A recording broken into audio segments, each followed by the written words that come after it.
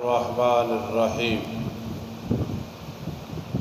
استاد جی، سنا ہے کہ جہاں طاعون جیسی بیماری ہو یا کوئی بیماری، وہاں سے نکلنا نہیں چاہیے اور جہاں ہو وہاں جانا نہیں چاہیے۔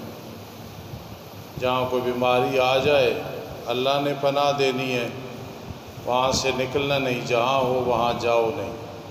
لیکن جہاں زلزلہ ہو تو وہاں سے بھی نکلنا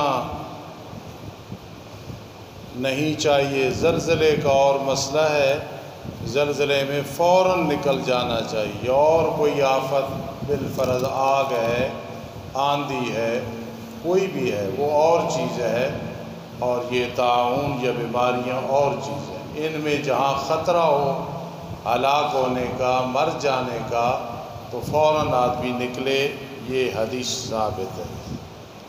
ایک آدمی اپنی بیوی کو کہتا ہے تو میری دینی بہن ہے، اسے کون سی طلاق واقع ہوگی؟ کوئی بھی نہیں ہوگی، لیکن یہ لفظ غیر مناسب ہے۔ واقعی وہ دینی بہن ہے، لیکن یہ لفظ کہنے کی ضرورت نہیں، نامناسب ہے۔ ایک آدمی اپنے پیر کے بارے میں کہتا ہے کہ ہر وقت مجھے پیر دیکھتے ہیں، جب میں اسے یاد کرتا ہوں تو وہ مجھے کہتے ہیں مس کال نہ کیا کرو۔ یہ بالکل غلط عقیدہ ہے۔ ہر جگہ حاضر و ناظر، عالم الغیب، غیب کی باتیں جاننا، سینے کے بھیدوں کو جاننا صرف اللہ ہی کی ذات ہے اور کوئی بھی نہیں ہے۔ یہ عقیدہ پیر کے بارے میں ہو، نبی علیہ السلام کے بارے میں ہو، کسی کے بارے میں بھی ہو، یہ غلط عقیدہ یہ نہیں رکھنا۔ میرے آقا علیہ السلام نے پوری زندگی اس مسئلے پہ زور دیا ہے۔ عالم الغیب، غیب کی باتیں جاننے والا، ہر جگہ موجود، حاضر و ناظر ایک اللہ ہی کی ذات ہے۔ ایک آدمی قبر پر کھڑے ہو کے کچھ دکھ سکھ کی باتیں میت سے کرتا ہے اور کہتا ہے یہ سن رہا ہے، یہ عقیدہ ٹھیک ہے یا غلط ہے؟ یہ عقیدہ قرآن حدیث کے بالکل خلاف ہے۔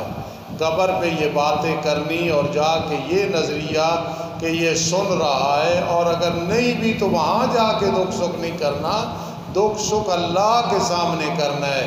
انما اشکو بثی وحزنی الی اللہ، اللہ کے دربار میں کرنا ہے۔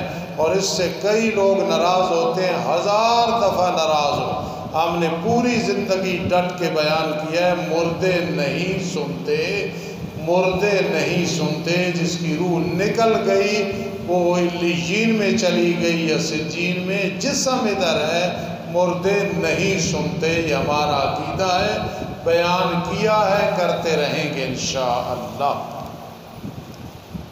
میری ایک بھابھی فوت ہو گئی ہے، خاوند نے اسے 10 لاکھ حق مار دینا تھا، اب اس 10 لاکھ کا کیا کریں گے؟ اگر کسی غریب بچی کی شادی کروا دیں تو کیسا رہے گا؟ وہ جو اس نے 10 لاکھ اپنے خاوند سے لینا تھا، وہ خاوند کے ذمے قرض ہے، وہ جب دے گا تو یہ وراثت ہوگی اس عورت کی۔ اب اس کے ماں باپ ہیں، اولاد ہیں، جو بھی ہے ان پہ تقسیم ہوگا۔ کسی بچی کی شادی کرانی ویسے کر دو، لیکن یہ جو 10 لاکھ حق مار ہے یہ عورت کی وراثت ہے۔ وراثت کے قانون کے مطابق بچوں پہ، بچیوں پہ، اور جو ہے اس کے اگر ماں باپ زندہ ہیں تو ان پہ صرف ہوگا۔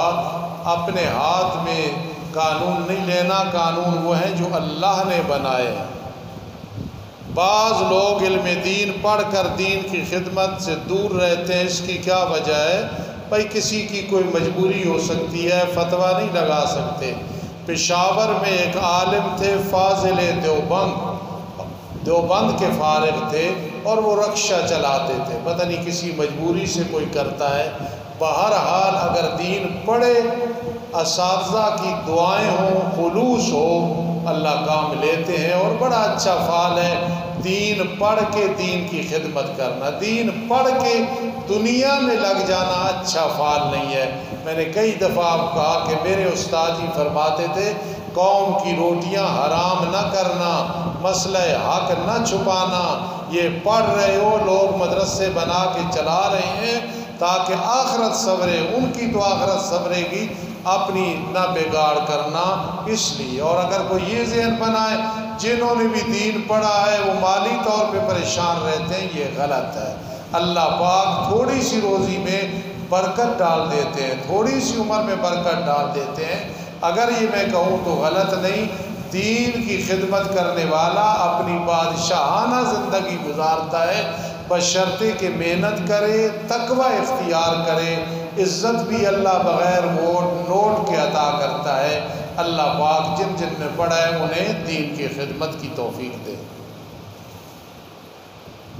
وضاحت کے ساتھ بتا دیں کہ سود کا مال بہت ہی ناپاک ہے۔